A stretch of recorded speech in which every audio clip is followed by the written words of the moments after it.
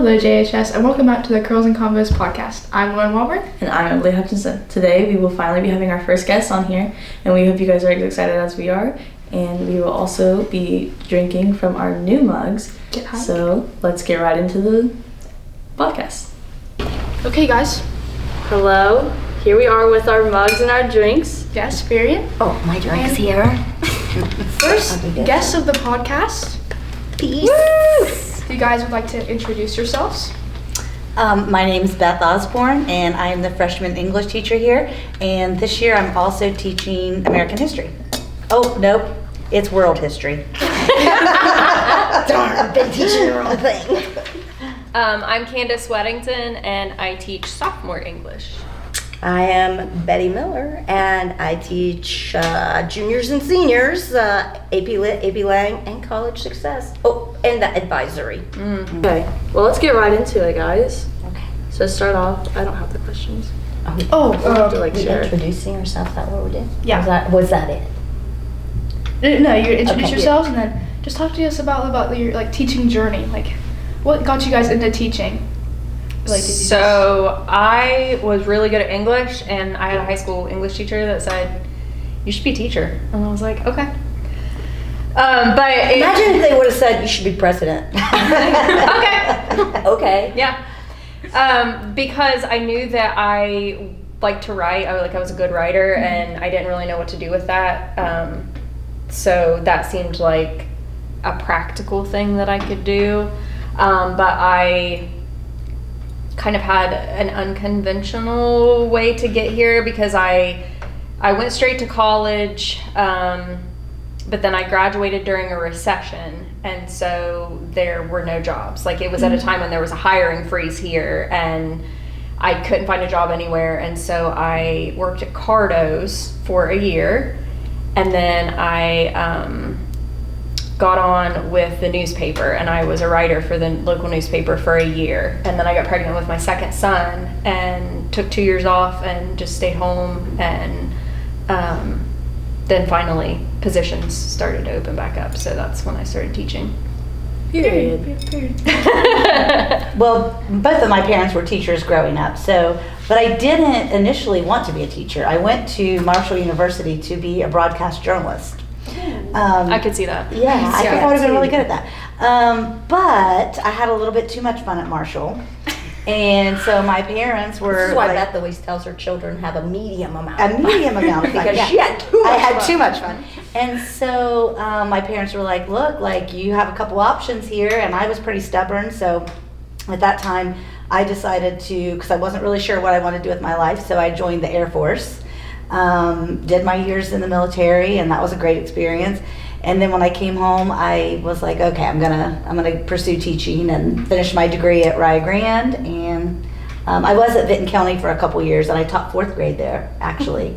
And I liked 4th grade, but I didn't like the runny noses, tying shoes, and teeth falling out. Unfortunately, you still have that here. That's true. So, and so then I eventually got a job here because this is where I live, so it was good. Beth and I were hired on at the same time. Yes, we were. I started my journey 10 years prior to that, though, at Alexander. I wasn't planning on going into education. My original major was pre-law. So it's kind of, I think, a little bittersweet that Peyton's a lawyer, my daughter.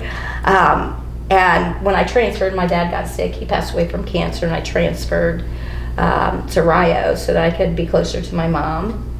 And my advisor, they didn't have pre-law track, so he said, why don't you catch them before they're criminals? So I ended up here.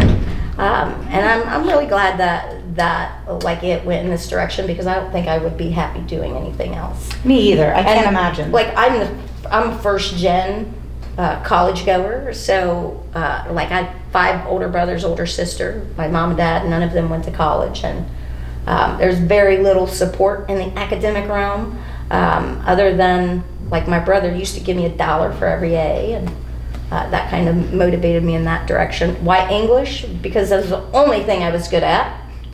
I was good at school, and I was good at writing papers. So ended up pursuing English. And then I was Betty's student teacher. So true. Period. She was my student teacher. She was my last student teacher. Like, they've all had student teachers since I've had my last student teacher. Now I've had observers, but What year was that? was my 2009. 2009. You were was born. born. Yeah. So we, oh my gosh, we'd only been here 3 years because we Deceased. came in. Yeah, 2006. and I always think I think I did a great job because Candace is a great teacher. Yeah, she Not that really I is. attribute that to me, but then they just gave me no Yeah. one after that, and I'm like, maybe they No. are worried. No. They said, no, look at Candace. She's Yeah, she's up there. She shut the ball. Yeah. Yeah. Exactly. So tell us about your families. What's like life at home? You know.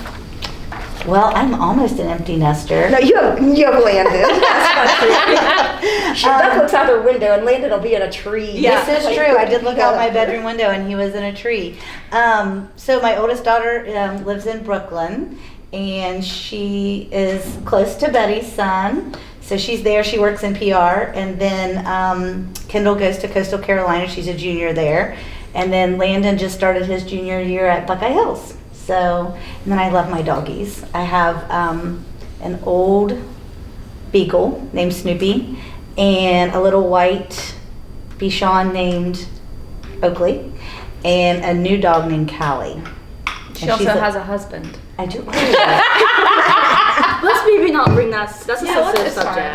Well, I mean, I really thought we were here to talk about like female empowerment, so I just left that out. Oh shoot. So yeah, so right now though, it's just the three of us at home, and it's actually kind of nice because I'm really babying Landon a lot because I'm kind of bored because the other ones are gone, and so I do a lot more for him than I did for the other ones because I'm far less busy. So, but it's very peaceful at home these days. So I know how Landon feels. I've been babying my whole life. It's not just me and my mom. So. It's kind of like I'm in a transition period right now because Liam just left for college, and as it turns out, I'm not handling it as well as I thought I would. I have like Oliver's at home. He's in the 8th grade, and my husband, and I have 2 dogs and a cat. So that's I too, I am an empty nester, and I love it. Peyton lives in Colorado. She's my oldest, and she is a public defender for the state of Colorado, and she's really good at her job. Maya lives in New York, and he and Jordan hang out a lot. He's in finance. I don't know what he does. It's something that, it doesn't involve numbers. Like, oddly enough, I don't know what it is, but he makes some good money. At home is Andy, my husband, and my 2 dogs, Oliver and Ozzy, my golden doodles. And Andy has a couple of dogs in the garage. and 17 stray cats. Yeah, we have a lot of stray cats, but they live a life of pampered luxury. do. They sunbathe in the flower garden. They get fed every night. They're not like, oh, poor cats. Yeah, like, no. you know, they're well cared for. and we really love it that Betty is an empty nester because she then takes care of us now. She has her porch parties. For Yeah, us. because I have been through everything they've been through. I am the oldest of the friends, and I've been through all the stuff they go through. So I know that when they're saying this stuff, like it hurts bad or it's, you know, whatever, but I'm like, you're gonna get through this. Yeah. It sucks right now, but you're gonna get through it. But I also sometimes think that they think like, why does she act like she knows everything? It's because I do know. It's because I do know. Yeah, I do know it all. I do know that this sucks and you'll get over it and you need to stop being a little baby. Type of thing. Like, you know what I mean though? Yeah. I think as the oldest friend, that's kind of like the onus you have in the group. She's our matriarch. Is you're supposed to, like, I don't know, Yeah, like have experience. Pass it down. for sure. Pass down the wisdom. Yes. Pass down the wisdom. I don't know about wisdom, but I mean, you just say you're going to survive it, Yeah, but I feel like you always give great advice. yeah. that's nice. I'm glad that. Yeah, the other day in class, you clocked all of us, I think. I think all of us were standing with our mouths open like this. Because you just she was just right. What are your hobbies and interests outside of teaching? Mine's traveling. Like, I love to go visit my kids. I spend lots of times, I probably go to Colorado, New York at least 3-4 times a year. But I love to travel. And I've been to Europe 3 times. I like to basically backpack Europe. Like, I just take one backpack, I stay in hostels, go by myself. I think it's one of the most empowering things when you can travel by yourself. Especially as a woman, it's empowering when all you have to rely on is yourself. And so many times I'll hear, students saying, "Oh, will you go shopping with me? Will you go out to eat with me?" Go by yourself. Start early. Like, if you do that, you're going to be more apt to do things on your own and not wait around so somebody can go on a trip with you. That'll never happen because you're spending all your time waiting around. I think that comes more as you get older too. But Yeah, if you can kind of force yourself to do that at a younger age. Well, I hear kids say all the time, "I want to travel, I want to travel." But do they take advantage of the opportunities to travel when you're in college? No, they don't. They don't sign up for study abroads because, I can't leave my boyfriend for a whole semester. He'll cheat on me. Well, if he's going to cheat on you, he's going to do it whether you're there or not. That's true. True. Like, you've got to just take advantage of opportunities, and like, people wait too long to become empowered. Also, your other hobby, which is really cool, is you've started distressing furniture. Oh yeah, I do distress furniture, and and I have a flower garden. I like to. One of the things I love about my flower garden is I like to give my flower bouquets, fresh from my flower garden, to my friends, like when they're having a bad day, or to my mom. I love that. That's so sweet. I love that. Like that. She has, but tell them about Botanical Betty. Oh, I also made a sculpture called Botanical Oh, you Betty. did? My son says it's the most hideous thing he's ever seen. It is a little scary. It's like I'm not a creature gonna from the lie. Black Lagoon, but it's a work in progress. She's Yeah. growing now. Like, it's gonna be vines all over. It's a mannequin frame, and I gave her ivy hair, and like, she's gonna have like a succulent type of face. It's gonna see look the good. vision. I It's see gonna the look vision. good. Like, I saw it at a plant store once, and I said, "I'm gonna make Botanical Betty," and. Like, when I die, my husband, there are gonna be reminders all over. Heck yeah. Like, not gonna be able to bring a woman to that house without seeing Botanical Betty staring down as he's walking in. Right. Oh, that's Smart move on my I part. was just, yeah. Yeah. I'm still trying to figure out my hobbies because I was a mom for so long. Jordan will be 25. And so for so long, my life revolved around the kids and their activities. And most recently, we bought our retirement home because it's all on one level, So we don't have to worry about getting up and downstairs. And as my husband says, it's also close to the hospital, which is important when you get old. But it needed a lot of redecorating. So I've been redoing rooms and whitewashing fireplaces and things like that. So that's kept me really busy. And I also like to travel. Now I've got some free places to stay with the kids being older, so that's cool. It's very fun. I also travel. I feel like, I don't know, everybody said that, but we made it a goal when the boys were little that we wanted to take them to all 50 states before Liam graduated. So we did that, and then over the summer we took them to Europe. Like, we let them each pick a place to go, and then we also had places we wanted to go. So we ended up seeing like 6 countries, and that was like, it was a really cool trip. And like, as we took like girls trips to Aruba and Mexico, so like, That sounds like so much fun. It is oh so my much god, fun. do it. Like, yes, It is so much fun. it is We're the good. This is Next literally our time, future. We're going. We're going. go. Like, seriously, just go. It is. And the funny thing is, like, I didn't have, like, I didn't have friends like this when I had kids, like when they were smaller. I literally had no friends because I would go to work and I would go home. Like the kids, that's all there was. My friends were my husband's friends' wives, who I wasn't really friends with. It wasn't until probably, Beth was my friend, but we didn't really do a whole lot together. Our kids did. But even then, I think the word friend, like we didn't go out and do things. We didn't go out to eat. We didn't have parties. We didn't go on trips, stuff like that. That didn't come, I think, until like a lot later. Yeah, I think when you're in the thick of it and raising hard. kids, it's hard to do all of that stuff. Yeah. And then the relationships become even more important because your life changes so much. Well, yeah. And you kind of have to rediscover who you are outside of your children. Yeah. And like, see, Candace is going through that right now with Liam flying the nest.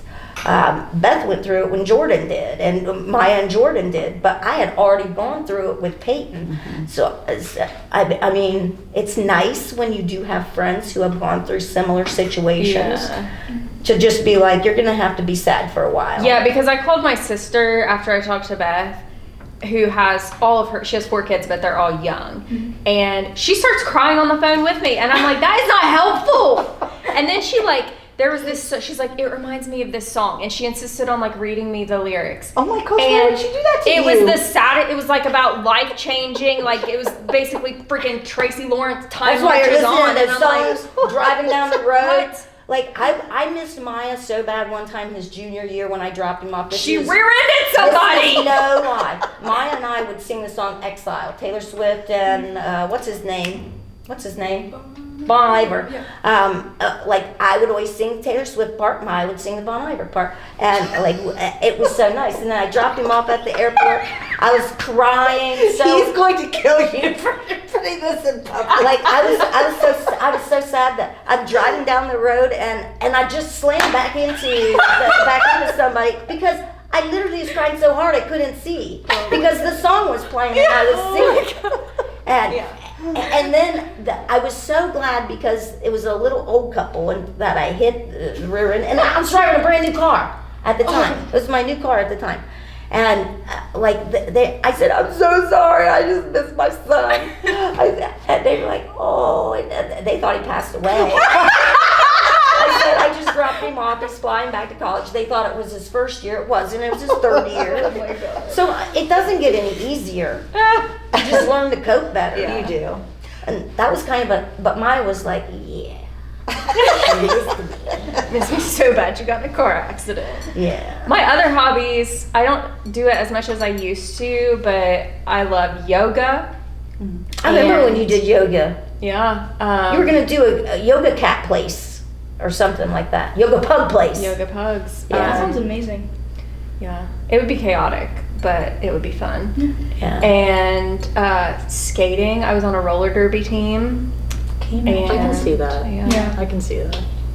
I actually keep skates in my trunk, so I'm ready at all times. Do you ever just go skate for funsies? Yeah. Why don't you invite us to go skate for funsies? Because you wouldn't come. I asked you guys that one day if we should go skating, and everybody's like, let's ghost Betty on the group text on that. But also, okay, so the skating rink is actually currently looking for people, and I was like, okay, well, Liam's gone, and I don't have as much to do. I could go work at the skating rink, but I wouldn't want any responsibility. I wouldn't want to have to, manage people. Apparently, there's a lot of shenanigans that happen I at the know, skating rink. I and know. Yeah.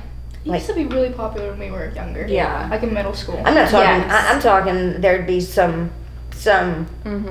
adult shenanigans going on. Well, there. one time when Landon was in junior high, I was dropping him off at the skating rink, and we had to pull around, and our lights shone down into that car wash down there. And he goes, that's where the fights happen. And I was like, what? And he goes, yeah, fights happen down in there. And I said, what do you mean? He goes, well, they start in the skating rink, and then they kick them out, and they go down there and fight, and we watch them. I said, you go down there and watch fights? And that was the end of him going to the skating rink. What has been the hardest challenge when teaching teenagers? Because we're around them every day, and something has to be difficult. I think it's that everything is always so dramatic. Everything's always the end of the world. Oh, I'm gonna get raked over the coals for this one. What's your answer? Because I'm still thinking.